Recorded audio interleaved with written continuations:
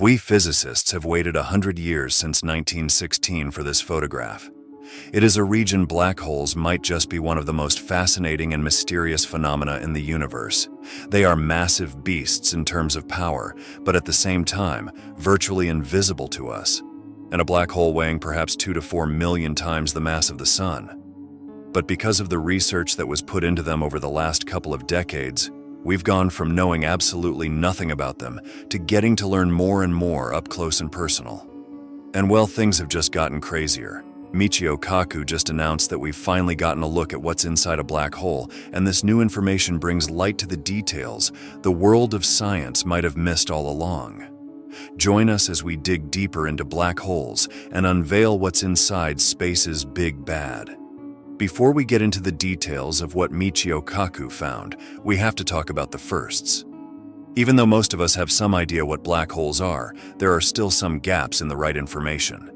You see, in 1916, Albert Einstein published his theory of general relativity, which predicted the existence of black holes. At that time, the concept of black holes was purely theoretical. It took another 50 years for the scientific community to find evidence that black holes actually exist. This happened in the 1960s. They were studying the Cygnus constellation when they noticed an oddly bright blue star that was emitting X-rays. This star wasn't a stagnant object, but was going around a giant black something. Upon further investigation, it was found that the X-rays weren't just moving around on their own, but they were being sucked into the black thing they were orbiting, thus the name black hole. This discovery was significant because it provided proof that black holes actually exist and that were just a figment of Albert Einstein's wild imagination. While that was great, it also meant that there was this unreal entity in space that we urgently needed to know more about, so researchers all around the world got to work. This black hole was named Cygnus X1, and it is located in the constellation Cygnus, about 6,000 light-years from Earth, and it was no small discovery. It's about 14 times brighter than the Sun and incredibly dense, which causes it to have a strong gravitational pull. The gravitational pull is so strong that not even light can escape it. This is why it is called a black hole. The concept of a black hole is both fascinating and terrifying. It is a region of space where gravity is so strong that nothing, not even light, can escape. Anything that gets too close to a black hole will be pulled into it, never to be seen again. But that aspect of danger makes it even more necessary to learn everything there is to know about them. Was this it? Or were we just beginning? The answer ended up being the latter. After the discovery of Cygnus X1, scientists started to search for other black holes. They found that there may be close to over 100 million black holes in the Milky Way alone. But because they are so incredibly hard to detect, we still don't have an exact number. Nevertheless, from the looks of it, there are several million black holes in the Milky Way, in our very galaxy, which is what makes them even more important to study. So let's break it down. The main concern with black holes is always going to be gravity. Their gravitational pull is so intense that anything that enters it compresses down astronomically until it becomes a singularity. In simpler terms, black holes are like cosmic vacuum cleaners that suck everything in. One of the scariest parts about the research that's gone into black holes is the fact that if someone were to fall into one, they would get stretched to the point that they become a single line. This process would happen slowly, and the person would die before the final form actually sets in. So let's just say that no one should be stepping into one. But they're all over, so could we really be in danger?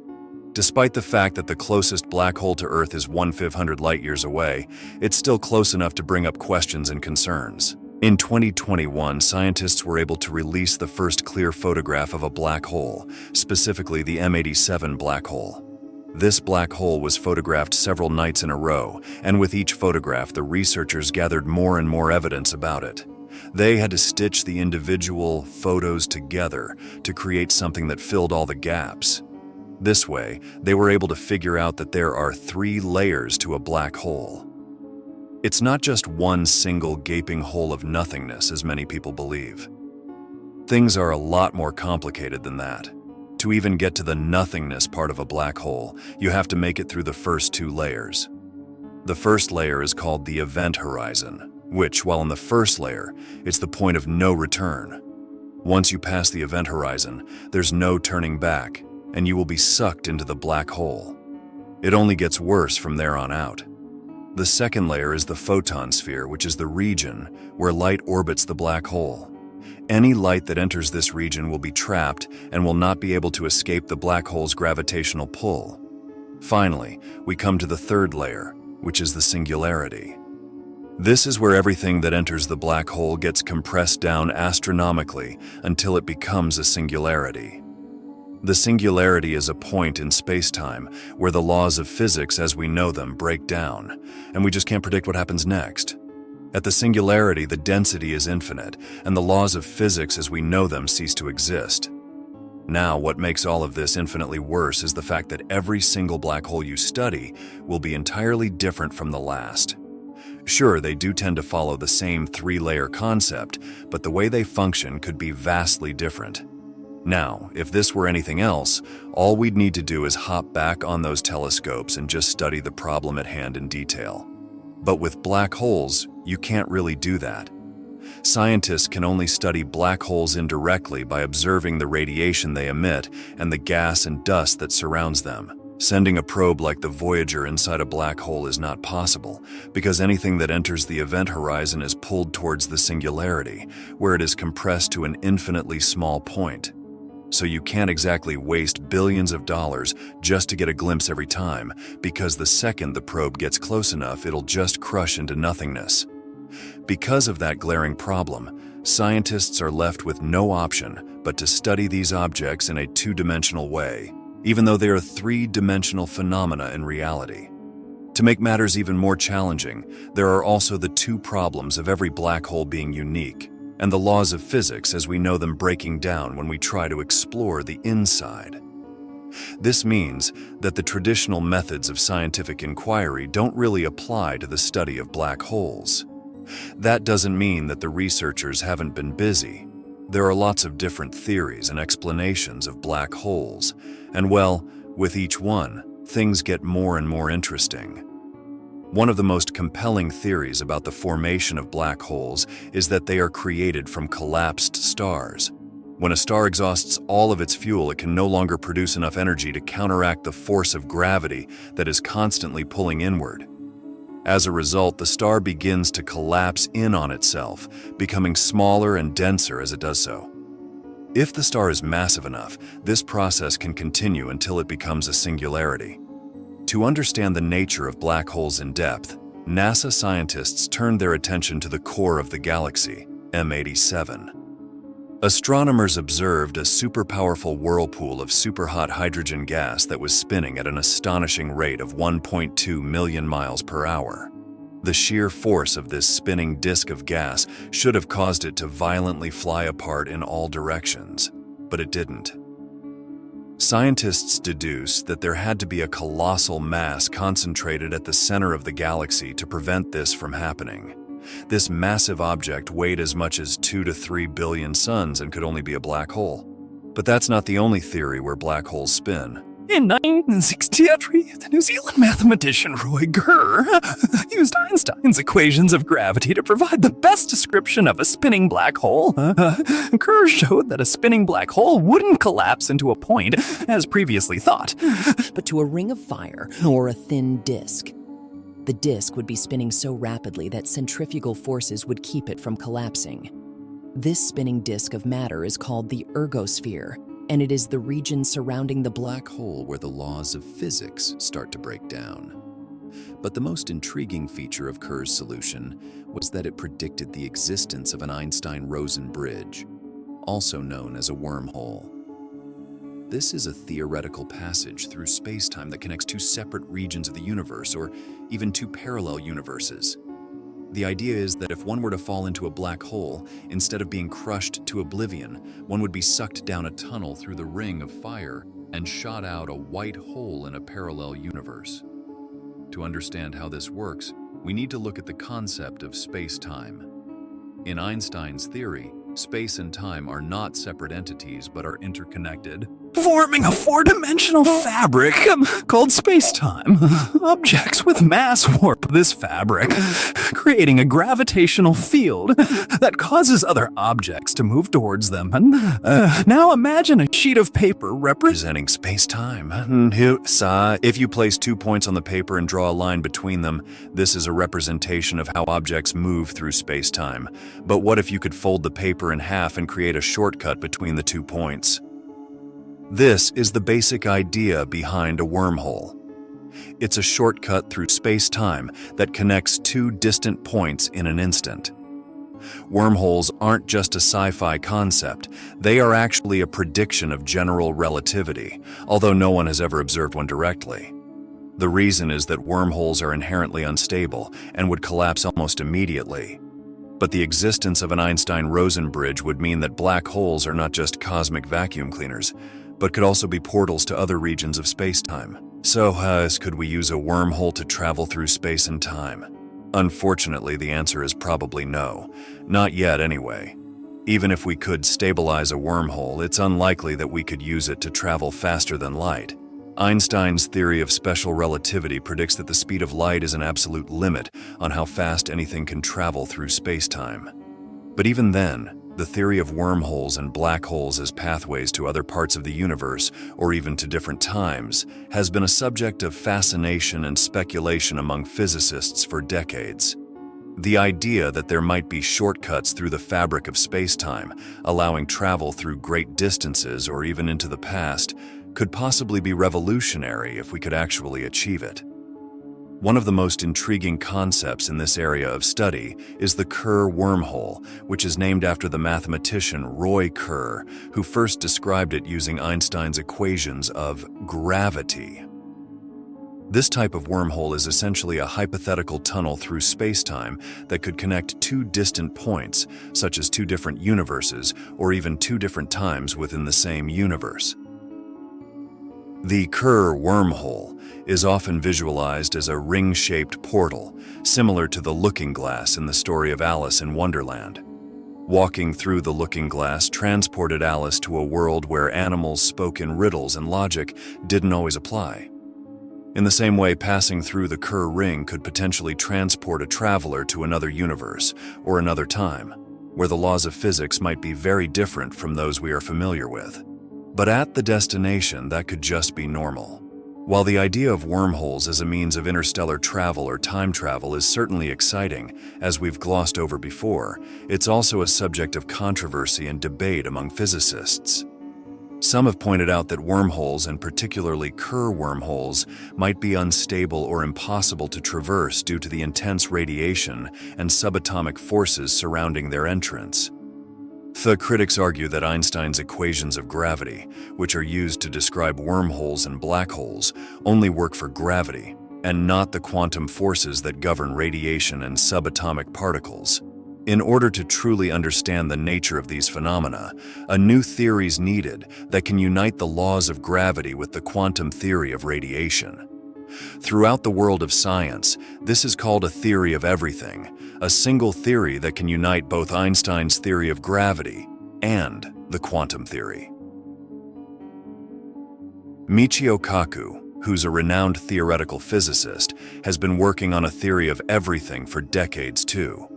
While there are lots of different versions of what this could be, the only one that has shown promise is superstring theory. Superstring theory unites gravity with the theory of radiation. The theory proposes that subatomic particles are actually tiny vibrating strings, and that the universe is a symphony of these strings. Just as different musical notes correspond to different vibrations of a violin string, different particles in nature correspond to different vibrations of a superstring. One of the fascinating things about superstring theory is that as a string moves in time, it warps the fabric of space around it, producing black holes, wormholes, and other exotic solutions of Einstein's equations. This means that superstring theory not only unites Einstein's theory of gravity with the quantum theory, but it also explains many of the mysterious phenomena that we observe in the universe. But there's something about this theory that really throws a wrench into how simple it might sound at first, but in a way makes more sense too. The superstring theory requires 10 dimensions of spacetime in which the strings can vibrate. This is quite different from the 3 dimensions of space and 1 dimension of time that we experience in our everyday lives. It's difficult to imagine what these extra dimensions might be like, but physicists have developed some conceptual models that can help us understand. Consider a 2-dimensional pond, inhabited by fish that are only aware of the dimensions of length and width. To these fish, there is no such thing as height, and they can't even imagine what it might be like to live in a 3-dimensional world. But if rain falls on the pond and causes ripples, the fish can see the effects of the 3rd dimension, even if they can't actually experience it directly.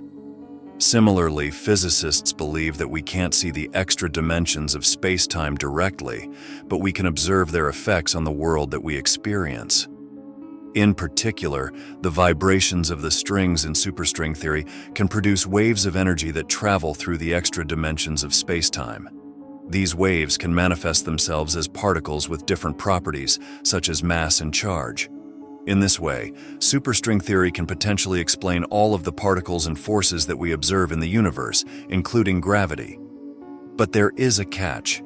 The extra dimensions of spacetime that superstring theory requires are so small that we can't really study them directly. The most precise measurements that we can make in our laboratories only use the 4 dimensions of spacetime that we are familiar with: length, width, depth, and time. So how can we even know that the extra dimensions exist? One possibility is that the extra dimensions are curled up so tightly that they are invisible to us. Imagine a sheet of paper that has been tightly rolled up into a cylinder. If you were an ant walking along the surface of the paper, you might not even notice that the paper is curved. Similarly, the extra dimensions of spacetime in superstring theory could be curled up into tiny loops or spirals that are invisible to us, even though they affect the behavior of the strings that vibrate in them. Another possibility is that the extra dimensions were more visible at the beginning of the universe, during the Big Bang. According to some versions of superstring theory, the universe began in a state of 10-dimensional spacetime, with all of the dimensions equally visible. As the universe expanded and cooled, the extra dimensions began to collapse and curl up, leaving us with the 4 dimensions that we observe today. If this scenario is correct, then we might be able to detect traces of the extra dimensions around us. The mathematics involved in superstring theory is incredibly complex. It's opened up entirely new areas of mathematics that were previously unexplored. However, the challenge of solving the problem of a quantum black hole has proven to be an elusive one. While many physicists have tried to tackle this problem, no one has yet been able to do so. Edward Witten of the Institute for Advanced Study at Princeton has called superstring theory 21st century physics that fell accidentally into the 20th century. Last year, several groups of physicists independently announced a significant breakthrough. They found that string theory could completely solve the problem of a quantum black hole, although only in 2 dimensions, not 10. Many physicists believe that it's only a matter of time before someone cracks this problem, given that the equations involved are well defined if difficult to solve. Until then, it's still too early to buy tickets for intergalactic travel or time-traveling expeditions, at least when it comes to black holes. With all of this, one thing is clear. There are simply too many questions and even more solutions to these problems.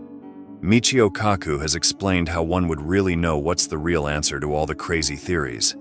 He said that it's important to note that the problem of infinite answers isn't unique to string theory. In fact, many great theories have an infinite number of solutions. For example, Newton's laws can predict the motion of various objects, from rocks to rocket ships. But you need to specify what it is you're trying to explain before you can predict its motion.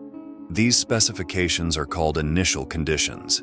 Similarly, in string theory, you need to tell the theory what it's describing.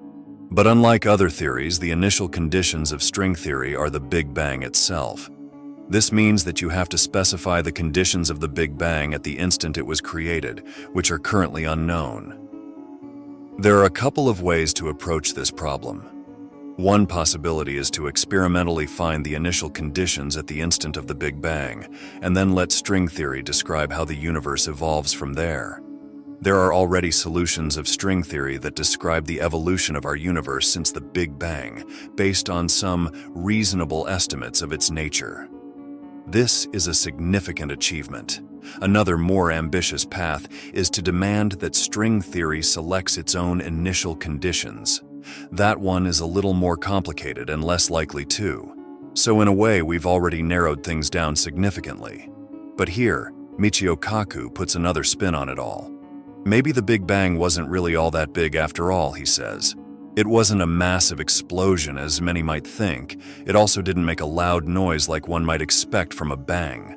The Big Bang theory doesn't provide an explanation for what caused the supposed bang or how it occurred. It simply states that it did happen. The truth is, we need a theory that can account for what happened before the Big Bang. This is where string theory comes in. According to this theory, our universe might have been formed from the collision of two separate universes, or it could have emerged from another universe like a baby being born from its mother. This connection between universes is called a wormhole, which is like a tube connecting two bubbles. It's possible that we may have already discovered evidence of this umbilical cord that connected our universe to another. In a way, we could just be living inside a black hole this whole time, but not know it. Think about it. Because we exist in 4 dimensions and can't see anything beyond it, it's possible that we're actually in a black hole, and the black holes we're studying are actually wormholes to these other dimensions. Do you think there could be truth to that theory? Let us know in the comments below. If you liked this video, please give it a thumbs up, and we'll see you in the next one.